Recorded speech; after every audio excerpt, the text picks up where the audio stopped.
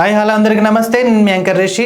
Today topic తీసుకున్నట్టయితే అక్రమాల తప్ప పార్టీలను చూడబోం, చెరువుల నాలాల పార్కుల పర్యవేక్షణని జేయం. ఇక నిజం నిలకడపై తెలుస్తోంది, కేసీఆర్ నాయకత్వంలో ప్రజాక్షేత్రంలో పోరాటం చేస్తా కవిత. టుడే టాపిక్ తీసుకున్నట్టయితే ఇప్పటికీ హైడ్రా మీద చాలామంది స్పెషల్ ఫోకస్ నడుస్తుంది. అయితే అది పార్టీలకు అతీతంగా కావచ్చు, పార్టీలో ఉన్న వాళ్ళు కావచ్చు, ఎవరినైనా సరే కానీ వదిలిపెట్టే ప్రసక్తి లేదని చెప్పేసి సీఎం రేవంత్ రెడ్డి గారు అంటున్నారు. అయితే ఇంకో అంశం తీసుకున్నట్టయితే కవితకు బెయిల్ మంజూరైన సంగతి తెలిసిందే. అయితే నిన్న కవిత పిడికిలెత్తి కూడా చెప్పారు కదా, నన్ను అక్రమంగా తీసుకెళ్ళి 5 నెలలు జైల్లో పెట్టారు, నేను ఎవ్వరిని వదిలిపెట్టను, నేను కేసీఆర్ బిడ్డను, కేసీఆర్ నాయకత్వమే ఊపిరిగా భావించే తెలంగాణ ఆడపడుచుని, 5 నెలలు నా కొడుకుకు కానీ పార్టీకి కానీ దూరం పెట్టినందుకు నేను ఖచ్చితంగా వాళ్ళకు రిటర్న్ గిఫ్ట్ ఇస్తా అని చెప్పేసి కవిత చేసిన వ్యాఖ్యలు తెలిసిందే. అయితే ఇదే అంశం మీద ఈరోజు మనతో పాటు మాట్లాడడానికి కొంతమంది కాలర్స్ సిద్ధంగా ఉన్నారు. వారిని అడిగి మరిన్ని విషయాలు తెలుసుకుందాం. నమస్తే అండి, ఎక్కడి నుంచి మాట్లాడుతున్నారు? సార్ మేము కల్లకుర్తి నుంచి మాట్లాడుతున్నాం. ఓకే, నిన్న మొన్న తీసుకున్నట్టయితే హాట్ టాపిక్ హైడ్రా నడుస్తుంది కదా, హైడ్రా మీద మీ ఒపీనియన్ ఏంటండి? ఎవరైతే అవినీతి పరులు ఉన్నారో, కబ్జాదారులు ఉన్నారో వాళ్ళ కోసానికి ఇది ఒక వజ్రాయుధంగా పనిచేస్తుందండి హైడ్రా. సో ఇది ప్రజల మన్నలకి ఇట్లా పొందుతుంది. ద సేమ్ టైం ఇంకా ఎవరైతే ఉన్నారో హైదరాబాద్ లో నాలాలను ఇంకా చెరువులను కబ్జా చేసిన చాలా మందిని, ఇంకా ఎవరైతే పెద్ద పెద్ద రియల్ ఎస్టేట్స్ ఉన్నారో వాళ్ళందరినీ పేర్లు తీసుకుంటే ఇంకా గొప్పగా ఉంటదండి. హైడ్రా అయితే తెలంగాణలో హాట్ టాపిక్ గా మారింది. అది చాలా గొప్పగా పనిచేస్తుంది. ఇది నేను సీఎం రేవంత్ రెడ్డి గారికి ఇట్లా ధన్యవాదాలు చెప్తాను. ఓకే, ఇంకోటి ఏంటంటే కొన్ని ప్రతిపక్ష నాయకులు తీసుకున్నట్టయితే హైడ్రా అనేది ఒక డ్రామా మాత్రమే అని చెప్పేసి అంటున్నారు కదా. చట్టం సమానంగా తన పని తాను చేసుకుపోవాలి. ఇంకోటి ప్రతిపక్షాలకు ఒకలాగా అధికార పక్షం ఒకలాగా కాకుండా అందరికీ ఎవరైతే ప్రతిపక్షం అధికార పక్షం కదండి. ఇప్పుడు ఇక్కడ ఎవరైతే తప్పు చేసారో వాళ్ళపైన చర్యలు తీసుకోవడమే ప్రభుత్వం యొక్క పని. అది ప్రతిపక్షం ఉండని అధికారపక్షం ఉండని వాళ్ళ పట్ల ఖచ్చితంగా చర్యలు తీసుకోవాలి. అది ఓవైసీ అయినా కేటీఆర్ అయినా ఇంకెవరైనా. ఓకే, అయితే కాంగ్రెస్ పార్టీలో ఉన్న లీడర్లకు కూడా ఇది వర్తిస్తుంది అంటారా?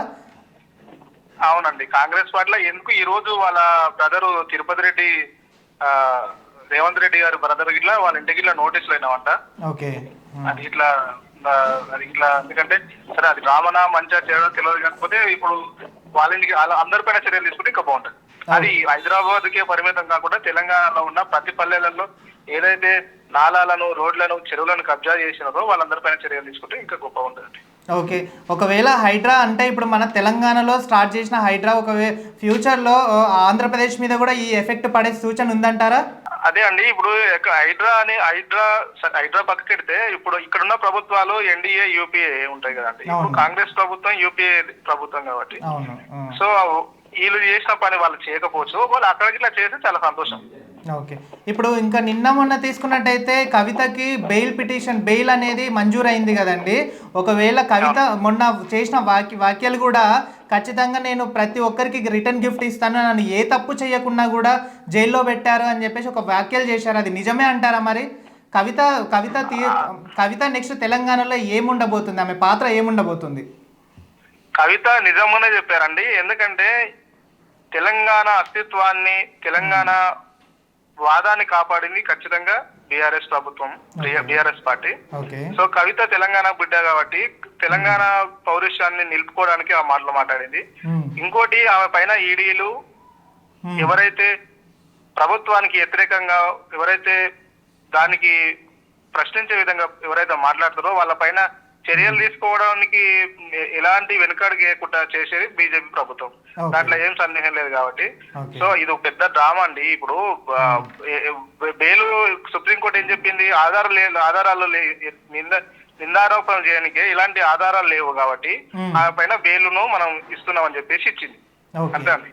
అందుకనే ఇది మేము రాజకీయ కుట్రలో భాగంగా చూస్తాం. ఇంకోటి, ఆమె తెలంగాణ బిడ్డ కాబట్టి తెలంగాణ అస్తిత్వాన్ని కాపాడేది ఖచ్చితంగా బీఆర్ఎస్ పార్టీ అని నేను నమ్ముతున్నాను. ఓకే అండి, థ్యాంక్ యూ సో మచ్. ఇంకొకరు కాలర్ సిద్ధంగా ఉన్నారు, వారిని అడిగి తెలుసుకుందాం. నమస్తే అండి. నమస్తే సార్, ఎక్కడి నుంచి మాట్లాడుతున్నారు? మీ పేరు? సార్ వనపర్తి నుంచి సార్, నా పేరు శ్రీనివాస్. ఓకే, ఇక అంశం తీసుకున్నట్టయితే నిన్న తిహార్ జైలు నుంచి కవిత రిలీజ్ అవ్వడం అనేది జరిగింది కదా.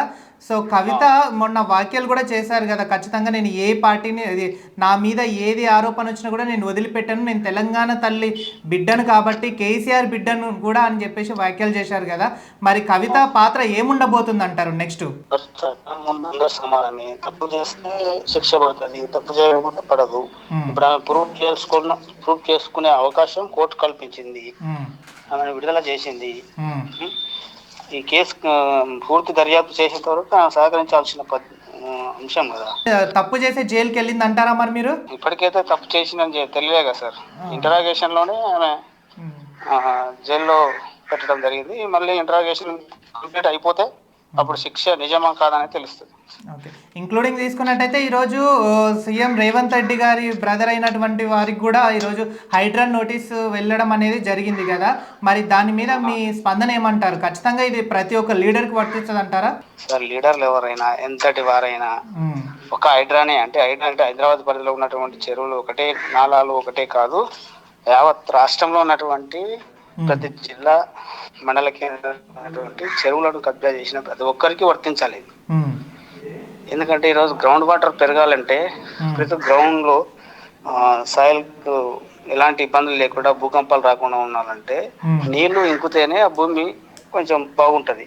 ఆ నీళ్ళు ఇంకకుండా మొత్తం సిమెంట్ కాంక్రీట్లతో వాటర్ ను బయటకు వదిలేస్తే అక్కడ ఉన్నటువంటి ఆ సాయిల్ భూకంపాలు వస్తాయి. ఇప్పుడు హైదరాబాద్ పరిస్థితి అదే. కనీసం అంతో ఎంతో వాటర్, అది వేస్ట్ వాటర్ కానీ మంచి వాటర్ కానీ గ్రౌండ్ లోకి వాటర్ వెళ్తూనే ఆ భూమి సాయిల్ బాగుంటది. కాబట్టి చెరువులు అనేది చాలా ముఖ్యమైనవి.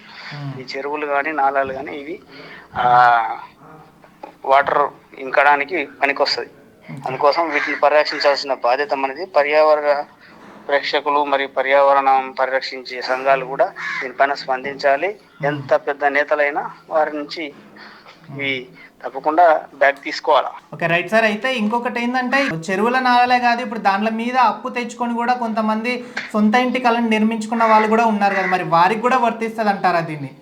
పర్మిషన్ ఇచ్చినప్పుడే ఒకవేళ రాంగ్ పర్మిషన్ అయితేనేమో అది అప్పు తెచ్చుకున్నా తెచ్చుకున్నా తప్పకుండా రికవర్ చేయాల్సిందే. లేదంటే ఆ రికవరీలో ఇప్పటికే చాలా మంది పెద్ద పెద్ద తలకాయలు కోర్టులోకి వెళ్ళి ఐపీఎల్ దాఖలు చేసి లేకపోతే స్టేటస్ కోల్ తీసుకొని ఎంతో మంది ప్రయత్నాలు చేస్తూనే ఉన్నారు.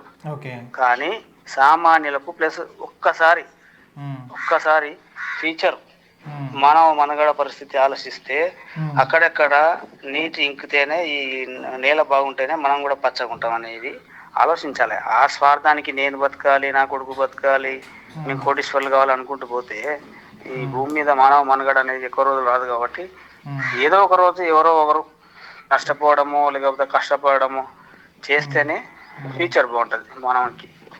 Right sir.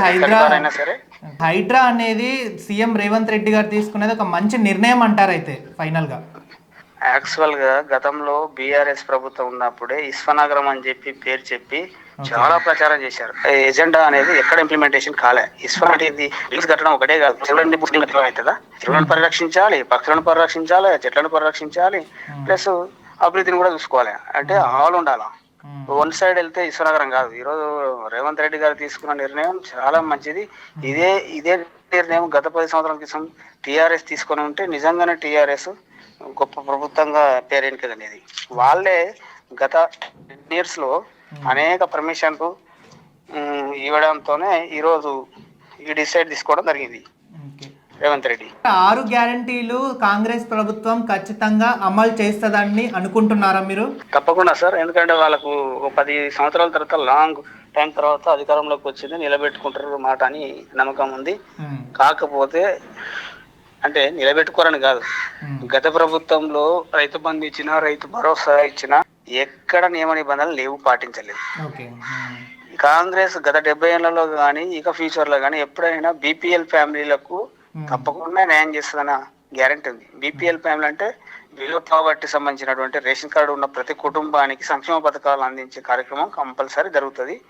ఈ సంక్షేమ పథకాలు కాంగ్రెస్ చేస్తుందన్న గ్యారంటీ కూడా ఉంది. అది సెంట్రల్ ప్రభుత్వం సహకరించకపోయినా విఫలమైందని అంటున్నారు కదా సార్. ఎందుకంటే ఇటు కొంతమంది పార్టీ లీడర్లు తీసుకున్నా కూడా, ప్రతిపక్ష నాయకులు అండ్ నెక్స్ట్ ఇంకోటి కామన్ ప్రజలు తీసుకున్నా కూడా కాంగ్రెస్ ప్రభుత్వం 6 గ్యారంటీలో విఫలమయ్యింది అని చెప్పేసి ఖరాఖండిగా చెప్తున్నారు. మరి దాని గురించి మీరు ఏమంటారు? స్వతంత్రం వచ్చినప్పటి నుంచి కానీ బ్రిటిష్ కాలం నుంచి ఏదైనా పేదోడు అంటే పేదోడే చట్టాన్ని గౌరవిస్తే ఎవరైనా ప్రభుత్వం ప్రజలు 4 కాలాలు మంచిగా ఉంటుంది.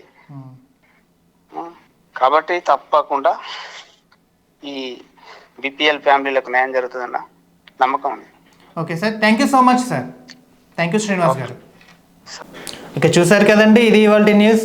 మరిన్ని అప్డేట్స్ కోసం చూస్తూనే ఉండండి crunch TV. Please do like, share, comment and subscribe crunch TV.